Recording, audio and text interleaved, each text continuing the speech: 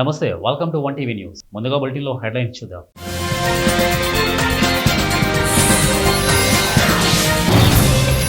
మధ్యవర్తిత్వం అనేది వివాదాలను పరిష్కరించడానికి కోర్టు బయట జరిగే ఒక ప్రక్రియ.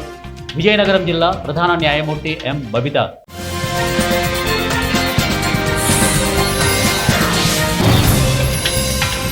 ఎమ్మెల్సీ కవిత పోరాట ఫలితమే బీసీలకు 42% రిజర్వేషన్. పెద్దపల్లి జిల్లా జాగృతి అధ్యక్షులు పెంటా రాజేష్.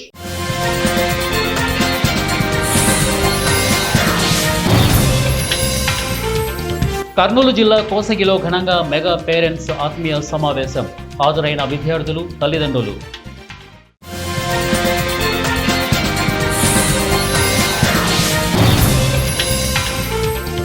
ఆక్వా సాగులో దేశంలోనే ఏపీ మొదటి స్థానంలో ఉంది.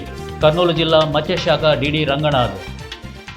ఇక బులెటిన్లో డీటెయిల్ చూద్దాం. జాతీయ మత్స్యకారుల దినోత్సవం సందర్భంగా కర్నూలు జిల్లా కోసగి మండలం తుమ్మిగనూరు గ్రామంలో ఫిషనరీ డిఈ నాగరాజు ఆధ్వర్యంలో సమావేశం నిర్వహించారు.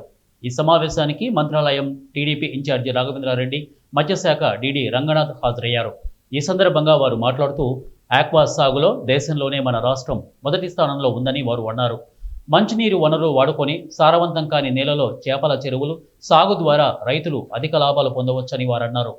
ముఖ్యమంత్రి చంద్రబాబు నాయుడు సంక్షోభంలో ఉన్న ఆక్వా రంగాన్ని ముందుకు తీసుకువెళ్లాలనే ఉద్దేశంతో ఆక్వా సాగు చేస్తున్న రైతులకు ప్రోత్సహించేందుకు వారికి సబ్సిడీ కింద విద్యుత్ ఛార్జీలు తగ్గిస్తూ ప్రభుత్వం ప్రోత్సహిస్తోందని వారు తెలిపారు. ఈ కార్యక్రమంలో ఫిషనరీ సిబ్బంది రవికుమార్, కోసగి ఎస్ఐ హనుమంతరెడ్డి, టీడీపీ జిల్లా ఉపాధ్యక్షులు ముత్తురెడ్డి, మాజీ సాగునీటి సంఘం అధ్యక్షులు Pallepadu Ramireddy, Arlabanda single window chairman Ayyanna, Gyanesh తదితరులు ఈ కార్యక్రమంలో పాల్గొన్నారు. రైతుల దినోత్సవం సందర్భంగా ముందుగా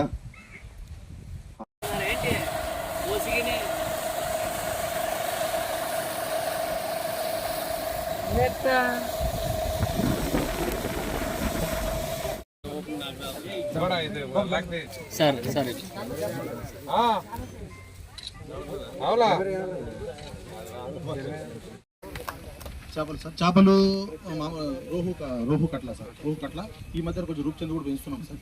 అది కూడా బాగానే ఉంది సార్. ఇందులో పనిచేస్తున్నాను. మొన్న మార్చి 15న ఇక్కడ నుంచి ఒక 4 నెలలు అయింది. ముందుగా ఈ మన నుంచి పిఎస్ నుంచి డిజిటల్ అసిస్టెంట్ నుంచి ఇది ఆన్లైన్ అప్లికేషన్ ప్రాసెస్ స్టార్ట్ అవుతుంది. అలాగే విలేజ్ ఫిజికల్ అసిస్టెంట్, ఆ తర్వాత మండల్ లెవెల్, మళ్ళీ డిస్ట్రిక్ట్ లెవెల్, తర్వాత లాస్ట్ డిస్ట్రిక్ట్ లెవెల్ అయిపోతే ఒక వీళ్ళకి సర్టిఫికేట్ ఇష్యూ చేస్తారు. అంటే ఆన్లైన్ అప్లికేషన్ ఇప్పుడు ఈ చెరువులకు మనం ఏమైనా ఆన్లైన్ అప్లికేషన్ పెట్టాలంటే కదా. కర్నూలు జిల్లా కోసగిలో మెగా పేరెంట్ టీచర్ సమావేశాన్ని కోసగి ఎంపీడీఓ ఈశ్వరయ్య స్వామి ఆధ్వర్యంలో అన్ని ప్రభుత్వ పాఠశాలల్లో ఘనంగా జరుపుకున్నారు. ఈ సందర్భంగా విద్యార్థుల తల్లిదండ్రులు, వారి పిల్లలు చదువుకునే స్కూళ్లలో హాజరయ్యారు. ముఖ్య అతిథులుగా టీడీపీ జిల్లా ఉపాధ్యక్షుడు ముత్తురెడ్డి, మాజీ సాగునీటి సంఘం అధ్యక్షులు పల్లెపాడు రామిరెడ్డితో పాటు కోసగి తహసీల్దార్ వేణుగోపాల్, కోసగి సిఐ మంజునాథ్, ఎస్ఐ హనుమంతరెడ్డి, నడిగేని అయ్యన్న, తాయన్న, తోవి రామకృష్ణ హాజరయ్యారు. విద్యార్థుల భవిష్యత్తుకు ఉపయోగపడే విషయాలపై ముఖ్య అతిథులుగా విచ్చేసిన వారు తల్లిదండ్రులతోనూ ఉపాధ్యాయులతోనూ చర్చించారు. అనంతరం బాలికల ఉన్నత పాఠశాలలో రాష్ట్ర ప్రభుత్వం మెగా పీటీఎం 2.0 కార్యక్రమంలో హెడ్ మాస్టర్ పరిమళదేవి ఆధ్వర్యంలో ముందుగా వారి స్కూళ్లలో మొక్కలు నాటారు. అదేవిధంగా విద్యార్థులు తమ నైపుణ్యంతో ఏర్పాటు చేసిన సెల్ఫీ స్టాళ్లలో విచ్చేసిన ముఖ్య అతిథులు ఫోటోలు దిగారు. అనంతరం చిన్నారి అనే బాలికకు ఇటీవల 10వ తరగతి పరీక్షలో ఉత్తీర్ణత సాధించిన సందర్భంగా ఆ బాలికకు కోసగి సీనియర్ నాయకులు మణిక్యరాజు 2,500 రూపాయలు అందజేశారు. అలాగే ప్రతి విద్యార్థికి ప్రోగ్రెస్ కార్డును అందజేశారు. ఈ కార్యక్రమంలో కోసగి టీడీపీ సీనియర్ నాయకులు వక్రాని వెంకటేష్, పోలగుంద కోసిగయ్య, ఆయా స్కూల్ చైర్మన్లు తదితరులు పాల్గొన్నారు. అదే అందరూ కూడా ఒక చోట సమావేశమై గ్రామ పెద్దలైతేనేమి, పిల్లలైతేనేమి, ఉపాధ్యాయులైతేనేమి మీ యొక్క ఏమంటే ప్రభుత్వం ప్రతిష్టాత్మకంగా ఈ విధంగా చేపట్టినటువంటి టీచర్స్ పేరెంట్స్ అసోసియేషన్ మీటింగ్ని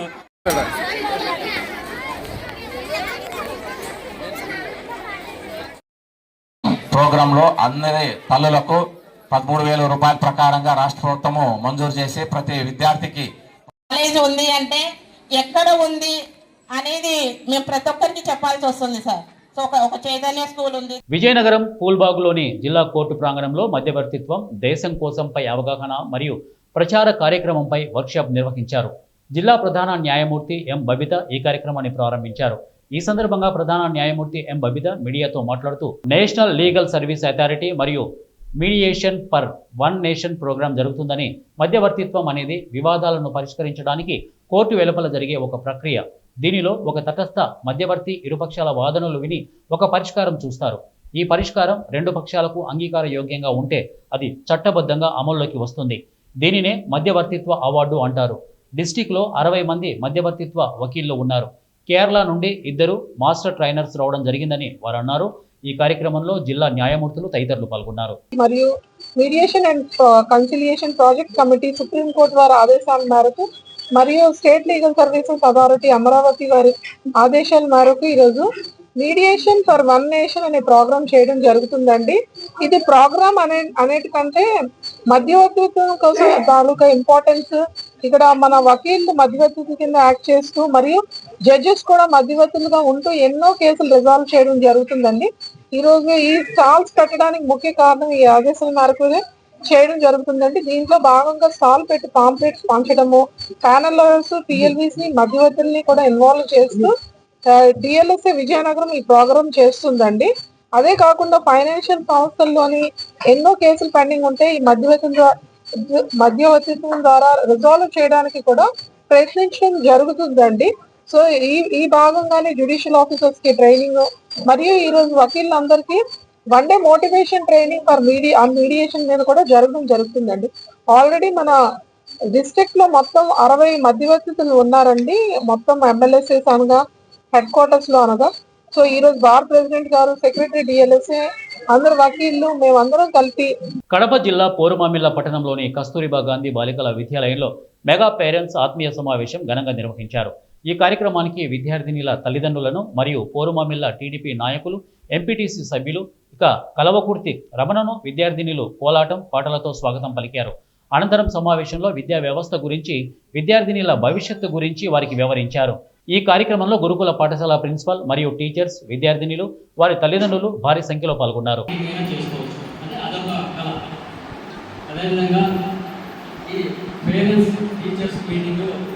ఎందుకు ఏర్పాటు చేస్తారంటే, మన చిన్నపిల్లలు స్కూల్కి వెళ్ళిన తర్వాత స్కూల్లో ఏం చేస్తున్నారు అనేది టీచర్స్కి తెలుస్తుంది. ఇంటికి వచ్చిన తర్వాత వాళ్ళు ఏం చేస్తున్నారు ఇంటి దగ్గర పేరెంట్స్ తెలుస్తుంది. So teacher and parent communicate అయినప్పుడు, ఇంటరాక్ట్ అయినప్పుడు వాళ్ళ విషయాలు మనకి ఇద్దరికి కూడా తెలిసి పిల్లలు ఏమైనా తప్పులు చేస్తూ ఉంటే వాటిని సరిదిద్దడానికి అవకాశం ఉంటుంది. అదేవిధంగా పిల్లలకి ఏమైనా అర్థం కానటువంటి విషయాలు, బోధనలో ఏదైనా అర్థం కానటువంటి ఏమైనా ఉంటే పేరెంట్స్తో చెప్పుకుంటారు, టీచర్స్తో చెప్పుకోలేనివి.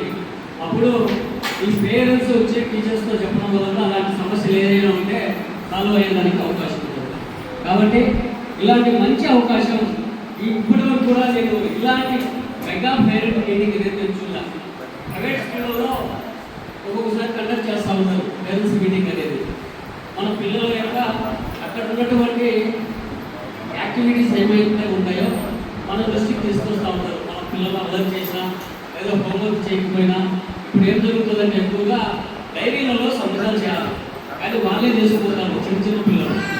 మా వాడు యూకేజీలో, లాస్ట్ ఇయర్ యూకేజీలో వాళ్ళ ఫ్రెండ్తో పెట్టుకొని ఇచ్చినాడు దగ్గర 10 సైన్లు డైరీలో. బీసీలకు 42% రిజర్వేషన్ కోసం పోరాడి సాధించిన జాగృతి అధ్యక్షురాలు కల్వకుంట్ల కవితకు ఆ సంఘం నాయకులు కృతజ్ఞతలు తెలిపారు.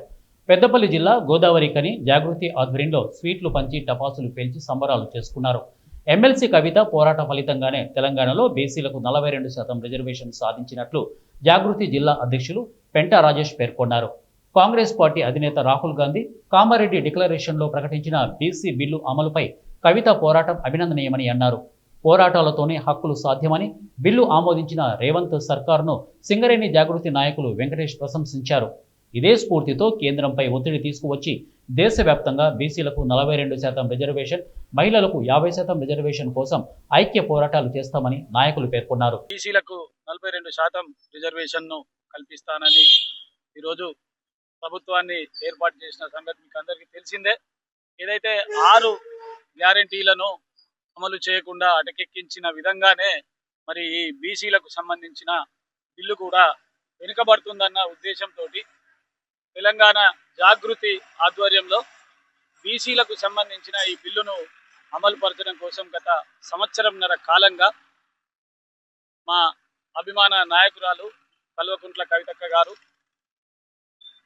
ప్రతి జిల్లాలో రౌండ్ టేబుల్ సమావేశాలు ఏర్పాటు చేసి సుమారు 70కి పైగా బీసీ కులాలన్నింటినీ కూడా, చిన్న పెద్ద కులాలన్నింటినీ కూడా ఏకం చేసి ఒకే వేదిక మీదకి తీసుకువచ్చి అందరి అభిప్రాయాలను తీసుకొని మరి సంఘటితంగా ఈ యొక్క బిల్లు ఆమోదం అయ్యేందుకు మరి ప్రతి నిత్యం ప్రతి క్షణం ఆమె పోరాటం చేసింది. ఆ విషయం మీకు అందరికీ తెలిసిందే. బీసీలకు 42% రిజర్వేషన్ కావాలని నిన్నగాక మొన్న నినదించిన సందర్భం.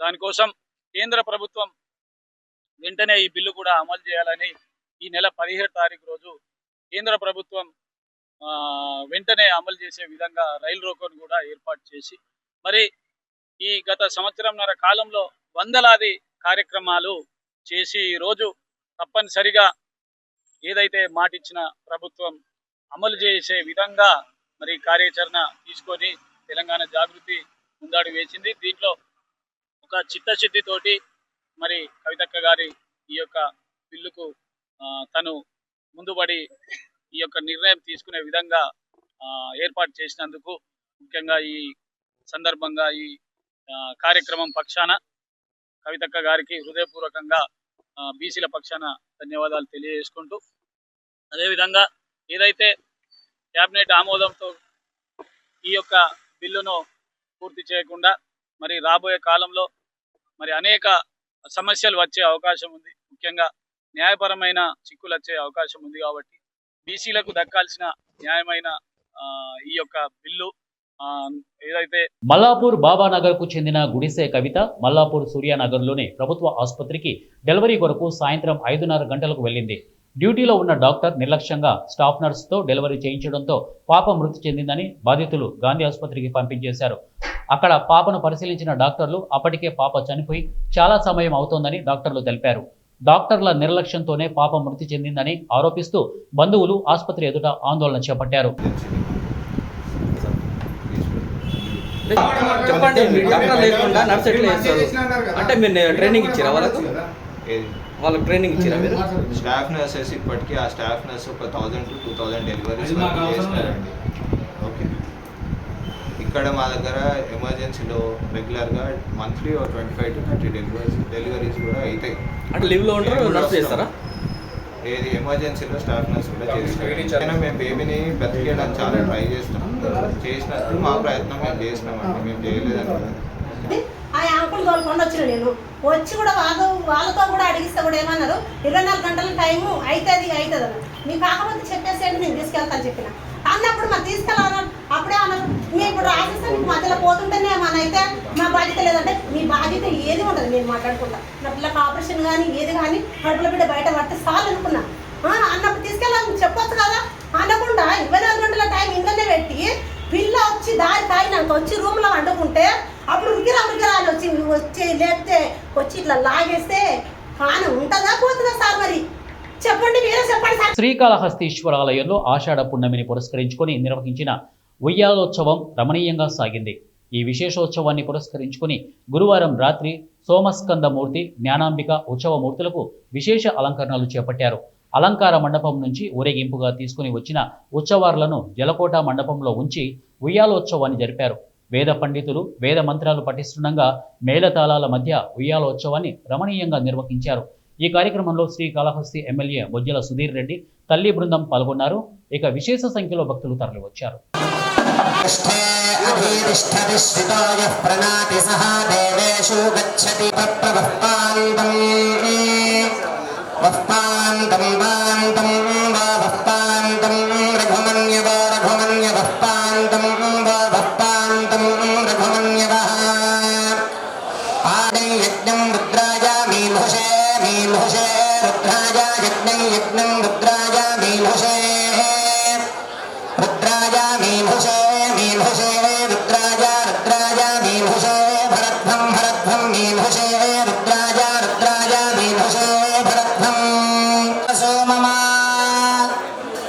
దివస్పరి ప్రథమం యజ్ఞే తస్మద్యుతేయంబరే జాతవేదాః తృతీయామప్సురా విభాత్యగ్ర ముషసా విధానః విశ్వస్య కేతుర్భవానస్య వీరం చిదత్రేమభినత్తరాయం జనాయ దగ్ధ్యమ. బులెటిన్ ముగించే ముందు హెడ్లైన్స్ మరొకసారి.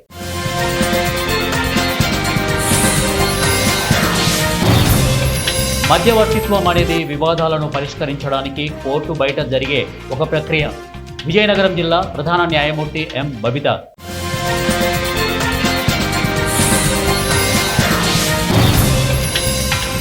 ఎమ్మెల్సీ కవిత పోరాట ఫలితమే బీసీలకు 42% రిజర్వేషన్. పెద్దపల్లి జిల్లా జాగృతి అధ్యక్షులు పెంటా రాజేష్.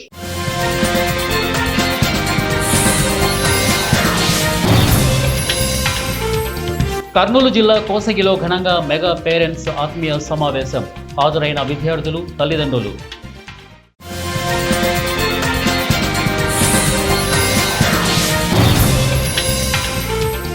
ఆక్వా సాగులో దేశంలోనే ఏపీ మొదటి స్థానంలో ఉంది. కర్నూలు జిల్లా మత్స్యశాఖ డిడి రంగనాథ్. ఇవి బులెటిన్ అప్డేట్స్. నెక్స్ట్ బులెటిన్లో కలుద్దాం. Until then keep watching 1 TV news. ప్రతిక్షణం ప్రజల పక్షం.